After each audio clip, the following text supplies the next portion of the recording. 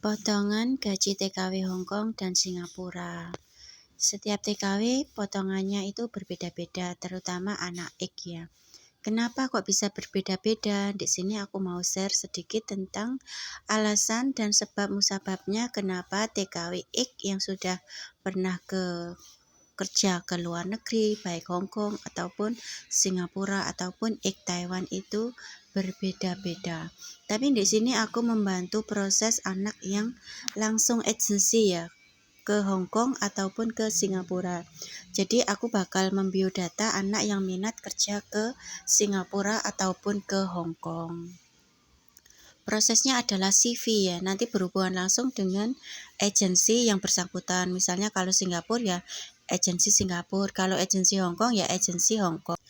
Untuk proses anak X Singapura atau X Hong Kong atau X Taiwan yang mau ke Singapura atau balik ke Singapura lagi, aku hanya bisa mengenalkan satu agensi saja ya. Semisal di agensi itu tidak ada job, berarti mungkin kalian juga harus inisiatif mencari agen sendiri ke lainnya yang potongan rendah kayak gitu. Terus kalau agensi di Hong Kong aku ada beberapa ya, tidak hanya satu agensi. Karena apa? Setiap agensi itu permintaannya itu beda-beda.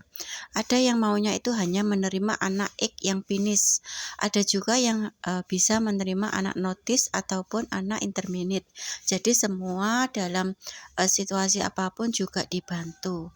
Terus ada juga agent itu yang gratis, maunya itu yang finish dan digratiskan. Tapi ada juga agent yang kalau finish itu gratis, tapi kalau notice atau intermediate dia memberikan ada pembayaran. Terus semisal ada juga yang notice atau intermediate itu digratiskan, itu juga ada. Jadi setiap agent itu permintaannya berbeda-beda. Di sini aku mau fokus membahas tentang setiap TKW X Hong Kong atau X manapun itu kenapa bisa potongannya itu berbeda-beda kalau kita proses ke Singapura atau proses ke Hong Kong. Jadi seperti ini ya. Dokumen yang kalian pegang itu juga bisa menjadi tolak ukur berapa sih potongan gaji kalian kelak. Dan bisa juga jadi adalah kemampuan kamu, bahasa kamu, lokasi kamu, dan pengalaman kamu dulu itu apa dan mendapatkan job apa dengan gaji berapa. Jadi di situ ada negosiasi ya. Jadi ketika kamu itu menerima satu job, setiap anak TKW yang X, yang terutama yang X ya yang aku bantu ya. Kalau anak non juga bisa, cuman beberapa aku tidak fokuskan ke anak yang non. Aku bisa bantu ke anak yang X aja. Kalau anak non bisa menghubungi PT langsung di tempat tinggal kalian, misalnya di sekitar tempat tinggal kalian.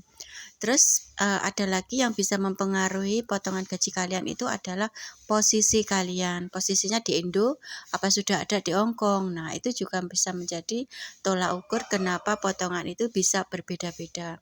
Dan untuk kamu yang belum bisa bahasa lancar sambil mencari majikan, belajar bahasa. Kalau ke Singapura bahasa Mandarin dan Inggris. Kalau ke Hong Kong bahasa Kantonis dan bahasa Inggris. Dan Mandarin juga bisa ya. Ketika kamu ingin kerja ke luar negeri, bahasa adalah yang paling utama ya.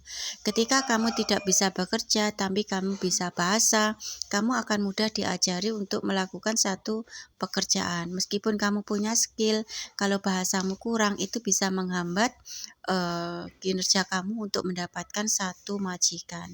Jadi kalau semisal kamu itu saat ini lagi mencari job, sambil mencari job kamu belajar bahasa negara tujuan yang mau kamu datengin. Seperti itu ya. Semoga sukses merantau di luar negeri dengan hasil yang bisa kalian pergunakan untuk masa depan kalian di negeri kalian sendiri. Amin.